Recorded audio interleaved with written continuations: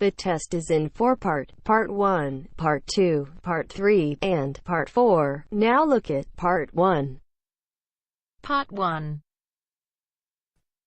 There will be time for you to read the instructions and questions, and you will have a chance to check your work. All the recordings will be played once only, and you will hear a conversation between two people talking about insecticide. First, you have some time to look at questions 1 to 5.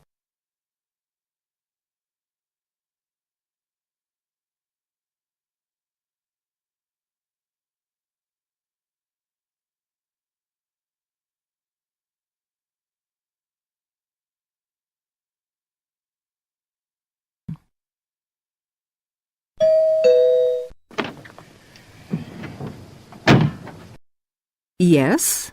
Oh, good morning, madam. I'm from Pestaway Market Research. I'm doing consumer research in this area.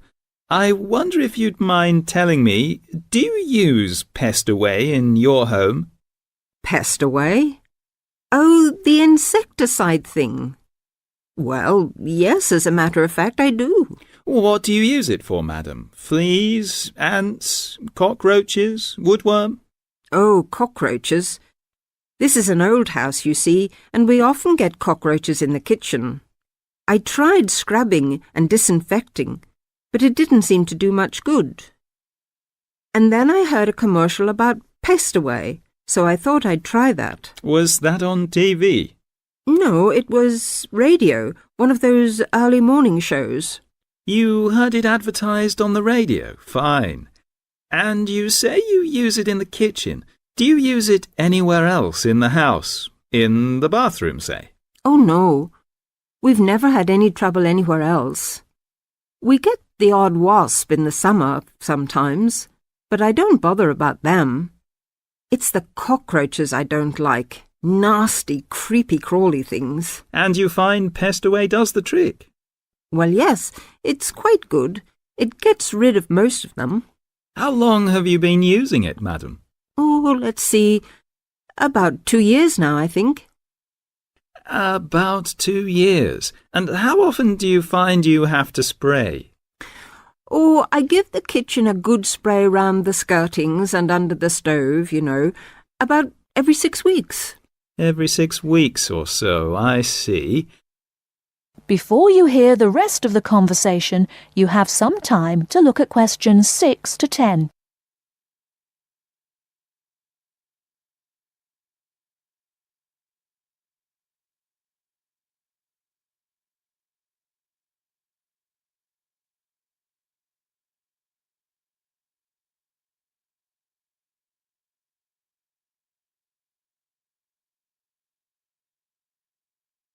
Now listen and answer questions 6 to 10.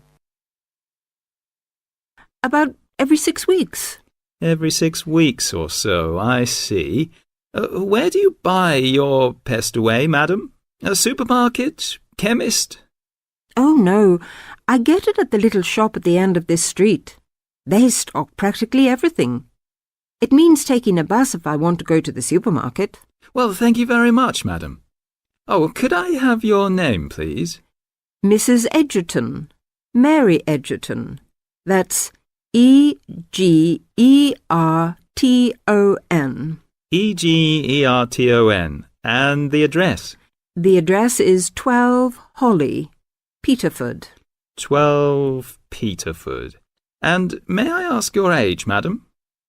Oh, well, just put down I'm over 50. As you like, Mrs. Egerton. And occupation? Housewife? Well, I used to be a telephonist before I married. I had a very good job at the post office, but what with a husband to look after and 4 children to bring up, it doesn't leave you much time, does it? Occupation, housewife. Well, thank you very much for your time, madam. You've been most helpful. That is the end of Part 1. You now have half a minute to check your answers.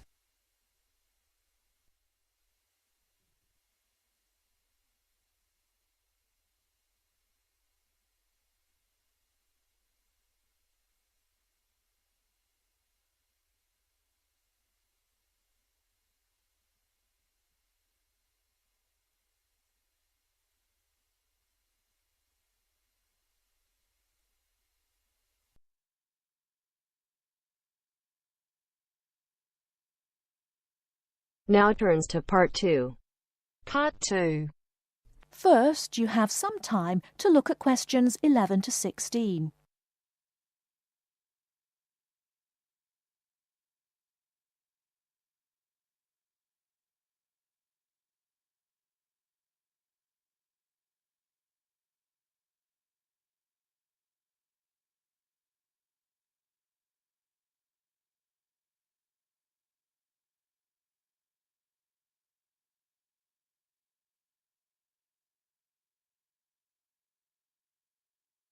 Now, listen carefully and answer questions 11 to 16. Hi, Joanna. What's the matter?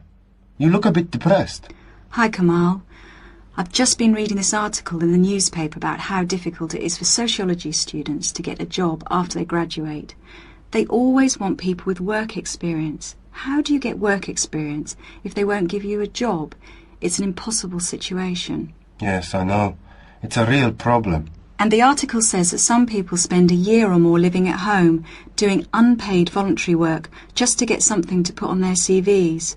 Really boring stuff like photocopying and addressing envelopes. I don't want to do anything like that. I want a real job. It's the elections for the Students' Union committee posts next month here at the university. All the positions are up for election. Academic officer, sports officer... What's your point? And the position of Equal Opportunities Officer is coming up for election. I'm still not sure what you're getting at. Why don't you stand for it? The post starts in June. You're well known at the university, and I think you would be good at it. Equal Opportunities Officer? That sounds great.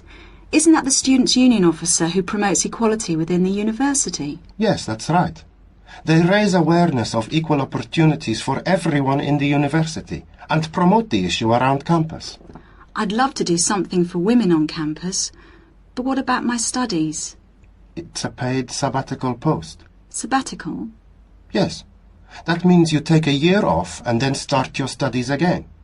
Meanwhile, you get really good work experience and you can earn money at the same time. That sounds really interesting. But how do I get elected? You go to the Students' Union, fill in an application form and just give it to the union.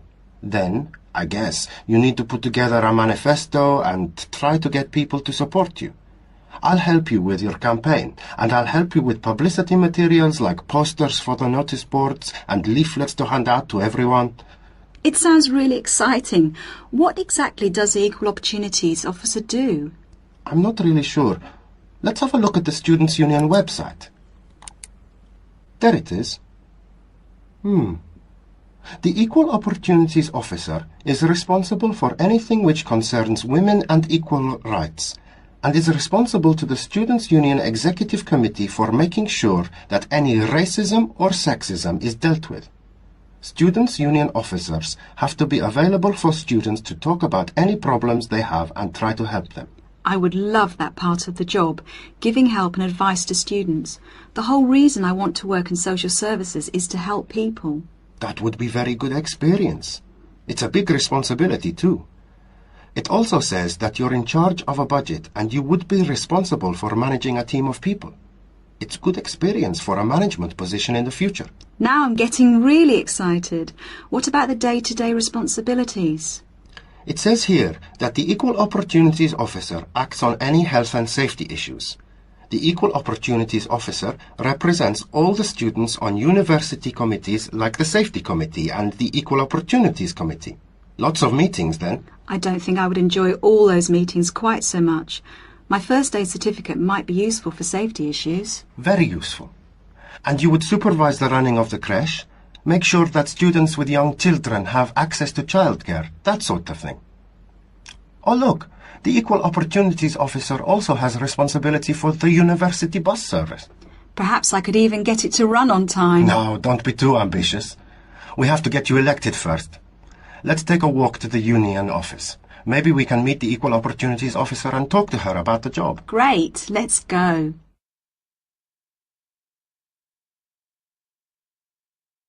Before you hear the rest of the talk, you have some time to look at questions 17 to 20.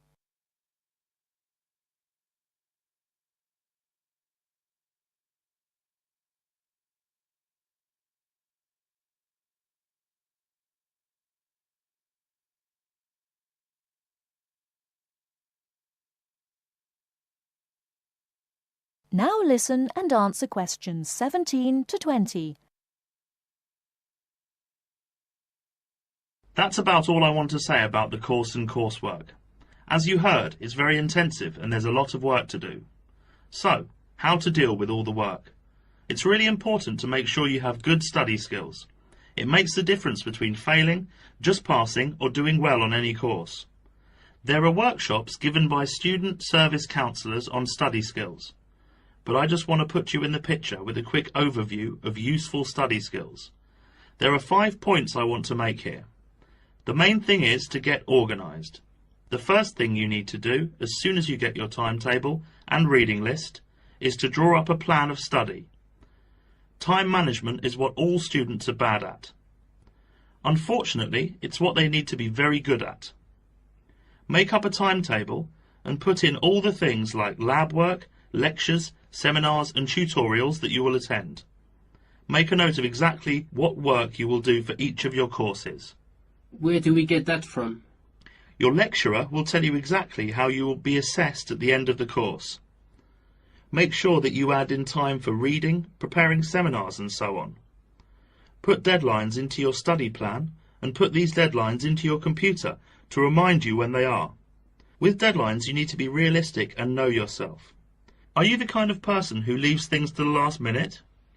If you are, make sure you remind yourself about deadlines well in advance.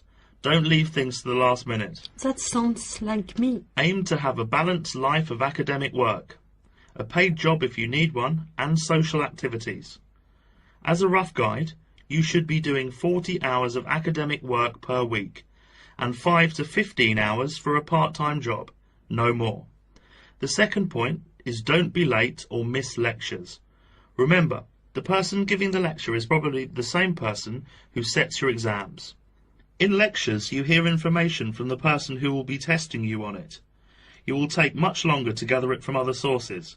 Classes offer an opportunity to ask questions about difficult material, and you won't miss extra information. Thirdly, make sure that you regularly reread your notes from lectures, books and handouts. This will help you remember what you have done. Finally, 2 more important points.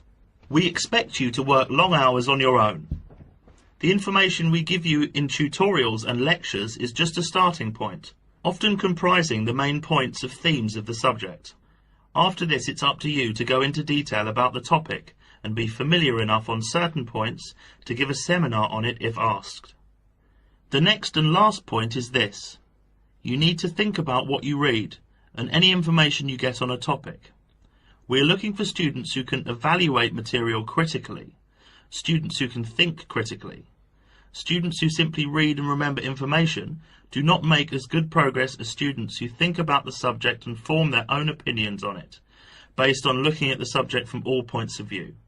So we are not just learning facts and figures. Facts and figures are an important part of learning, but not the most important thing. It's what you do with them that is critical.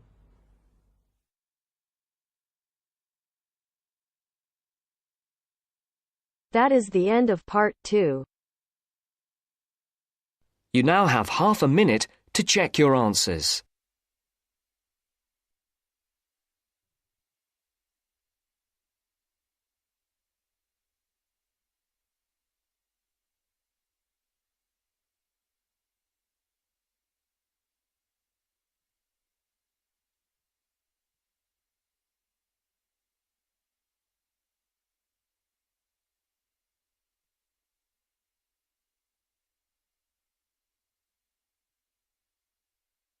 Now turns to part 3.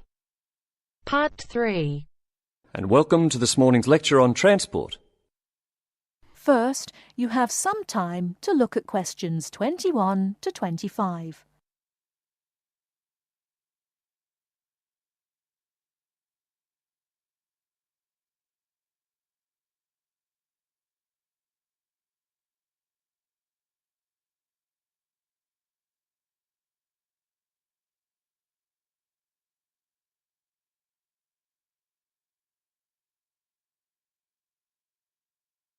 Now listen carefully and answer questions 21 to 25.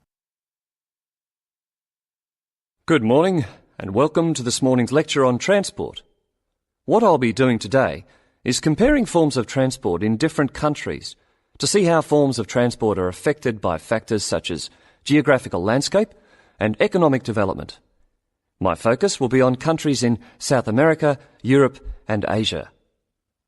The first country I'd like to look at is Colombia, which is in South America. This is a country where geography plays an important role. Due to the huge amount of mountains and forests in this country, travelling by air is crucial. I don't know if many of you realise this fact, but Colombia was the first country to establish a commercial airline, and in so doing they made aviation history. Today, there are more than 400 airports in Colombia for domestic flights, which highlights the point I made earlier that air travel is a vital means of transport in this country. Colombia also has a road network of about 48,000 kilometres, linking Colombia to Venezuela and Ecuador. Transport by road is important for trade as well as tourism. Apart from this, there is also a railway system, but it is in need of modernisation. The other means of transport is by steamers, with the Magdalena being the main waterway. Now let's turn to Colombia's neighbour, Venezuela. Once again, we see that internal flights are an important means of transport, as like Colombia, Venezuela has remote areas where flying is the easiest means of travelling from A to B. Trains are not popular, and most of the railway lines are in the highlands, as this is where the iron ore mines are. Trains are an efficient means of transporting the iron ore from the mines to the factories. Thus we can see how transport and the economy are interrelated. Ships are also used extensively in this country, and there are many ports, the main seaports being Puerto Cabello and Guanta. Turning now to Europe. Belgium is a country that boasts one of the most compact railway systems worldwide. Inland waterways, or canals, are also an important means of transport, transporting both freight and people. Belgium also has the third largest seaport in the world, namely Antwerpen. Air travel is also important, although this is not linked to geographical terrain, as is the case in the South American countries we've already looked at. Next, I'd like to look at the United Kingdom. Like Belgium, the UK has inland waterways around 4,000 kilometres, yet only about 17% of these are used for commercial transport. The main inland port is Manchester, and the chief seaport is London, with Southampton taking second place. Air travel is extensive in this country, and there are around 150 airports, the most famous being Heathrow. However, about 90% of passengers in the UK travel by road.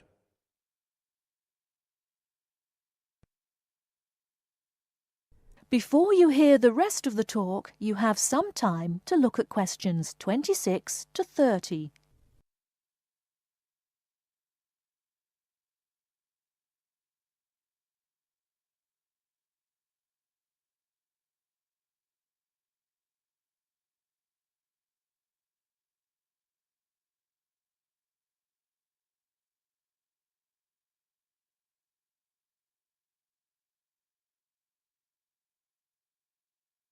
Now listen and answer questions 26 to 30. Finally, I'd like to look at two Asian countries. China is a country which reveals how geographical size affects transport development. Roads and railways are widely used, and this has led to a huge amount of bridges being built, such as the Yangtze Bridge, which is probably the most widely known. The Yangtze Bridge is 1.6 kilometres long and is built on two levels. The upper tier is for cars and pedestrians, while the lower is for trains. Railways are especially important, and over 80% of freight and passengers are transported by rail. With such a high proportion of people using trains, it is not surprising that governments in countries like China are prepared to invest in the railway system. Obviously, a fast and effective train service will encourage businesses and the general public to continue using it. The last country I'm going to mention is Japan, which has one of the most advanced transport systems in the world. The railway system is highly developed, and the Tokaido Railway, connecting Tokyo and Osaka, has trains that can travel up to 250 kilometres per hour. Ships are also a vital means of transport in both international and domestic areas. To summarise, we can see that transport varies throughout the world, yet the importance of transport networks, be they air, sea, rail or road, cannot be underestimated. That is the end of part 3. You now have half a minute to check your answers.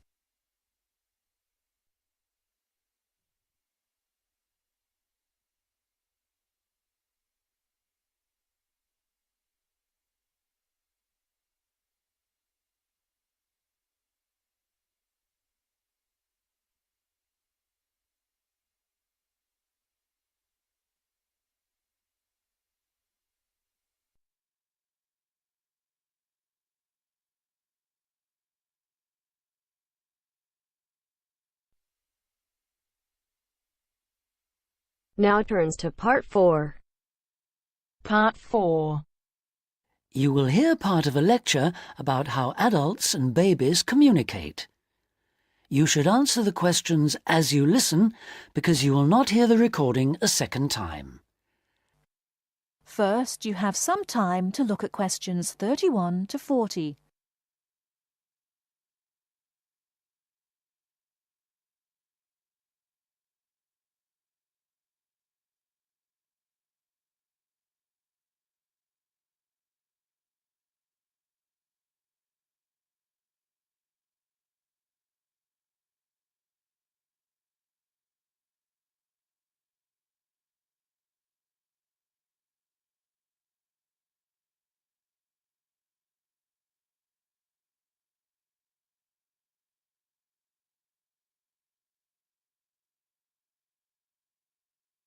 Now listen carefully and answer questions 31 to 40.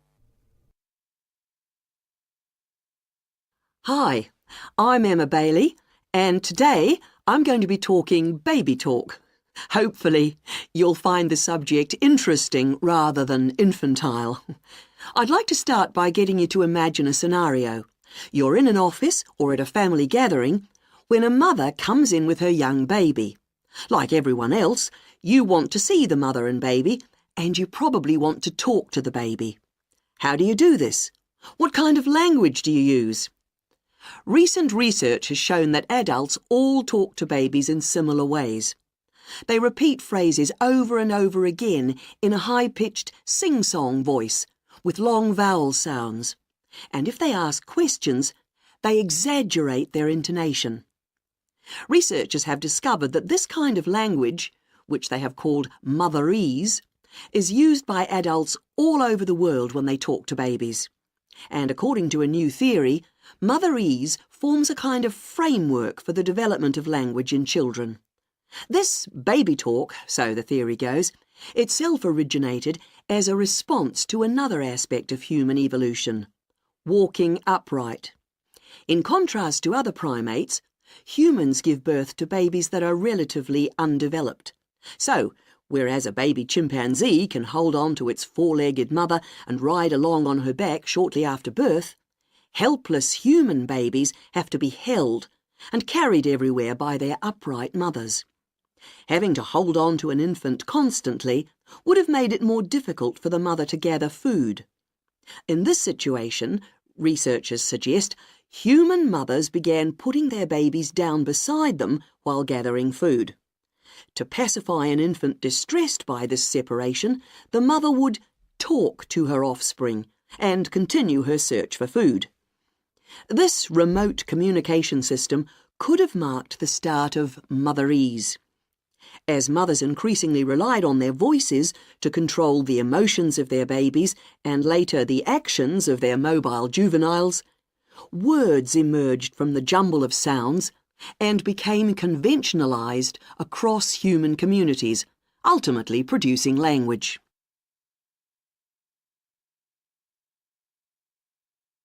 Not all anthropologists, however, accept the assumption that early human mothers put their children down when they were looking for food. They point out that even modern parents do not do this. Instead, they prefer to hold their babies in their arms or carry them around in slings.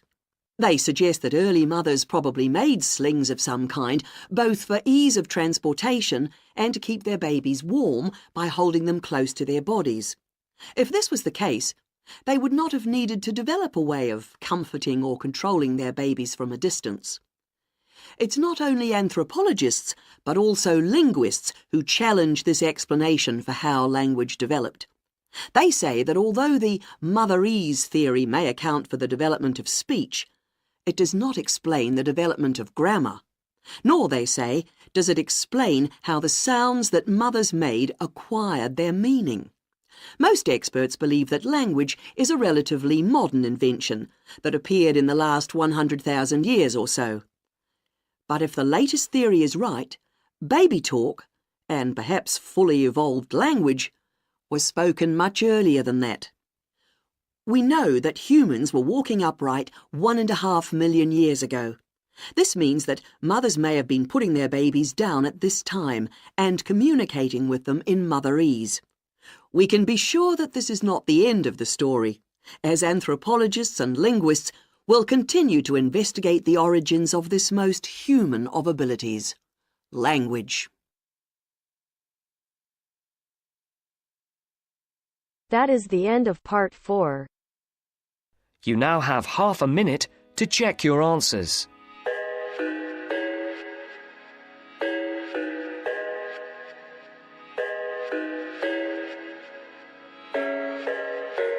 I thought I had it figured out, believed in us, we were meant to be, no doubt, a teenage love, everybody else could see the way we were, living in a fantasy, when I kissed her, I